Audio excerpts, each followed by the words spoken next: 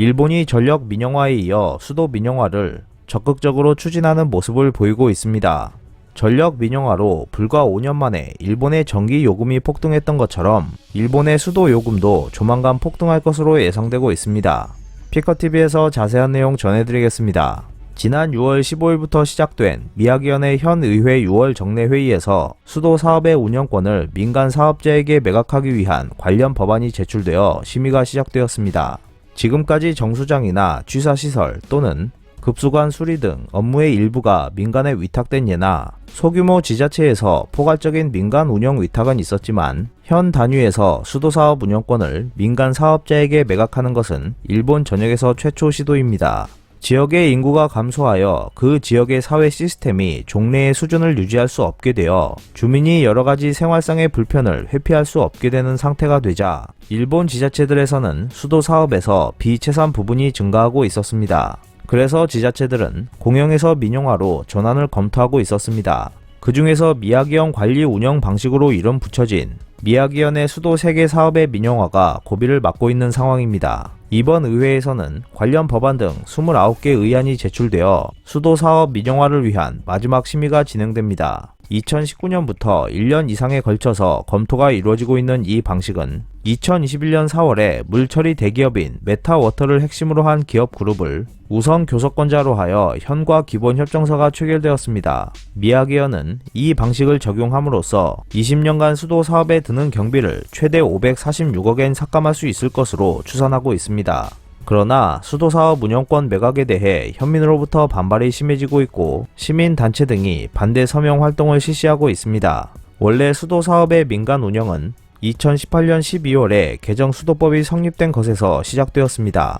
단순한 민간 제휴와는 달랐습니다. 일본 정부는 민영화인 것 같으면서도 아닌 것처럼 보이도록 노력한 흔적을 보였습니다.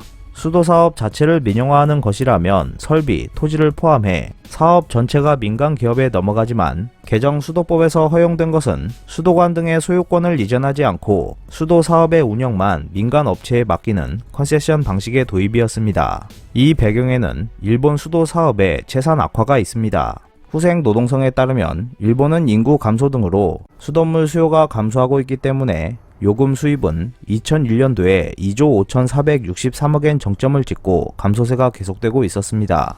게다가 50년 후의 수요량은 2000년도에 비해 약 40%가 줄어들 전망입니다. 또한 일본은 수도관도 노후화되고 있습니다.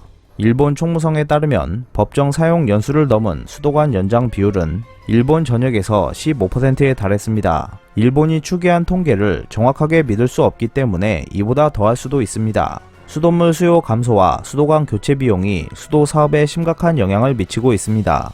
컨세션 방식을 도입하면 수도 사업의 운영권을 민간 기업에 매각할 수 있기 때문에 지자체는 매각 대금을 통해 수도 사업 적자 등을 줄일 수 있게 됩니다. 그러나 컨세션 방식이 단순한 민관 연계와 다른 것은 민관 연계에서는 관이 경영 주체가 되지만 컨세션 방식은 민간 기업이 경영 주체가 되기 때문에 사업 계획, 시책 등에 대한 결정권은 민간 사업에 있게 됩니다.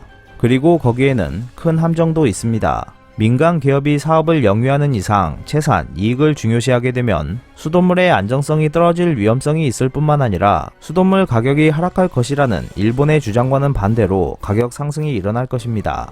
수도 민영화 실패 사례는 해외에도 많습니다. 예를 들어 프랑스에서는 파리시의 수도 사업이 민영화되었고 1985년부터 2009년 사이에 수도 요금이 약 3배로 뛰어 올랐습니다. 파리시는 수도 요금 결정 방식이 불투명하다는 이유로 2010년에 수도 사업을 재공영화했습니다. 남아프리카 공화국 사상 최악의 사건으로 불리는 약 25만 명의 콜레라 감염은 수도 사업의 민영화로 수도세가 급상승해 수도 요금을 내지 못하는 빈민층 1000만 명 이상이 오염된 강물을 식수로 마시게 되면서 일어났습니다. 결국 남아공도 수도 사업을 공영으로 돌렸습니다. 미국 애틀랜타에서는 수도를 운영하는 민간 업체가 비용을 철저하게 절감하는 바람에 수도관 파열과 수질 악화가 잇따랐습니다. 이런 경우는 어디까지나 이례적입니다. 그러나 수도 사업이 민간 운영됨으로써 채산성 및 이익 수준에 따라서 수도 요금이 상승할 가능성이 매우 높으며 수돗물의 품질과 안정성이 저하될 가능성이 있음을 부정할 수 없을 것입니다.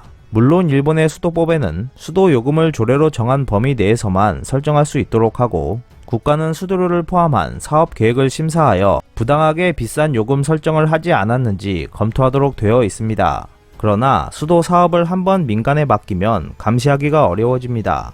파리의 수도 사업이 재공영화된 것도 민간 운영에 대한 감시가 제대로 이루어지지 않았기 때문이었습니다. 그리고 만약 수도 사업을 운영하는 민간 기업이 경영 위기에 빠지면 사업이 중단될 것입니다.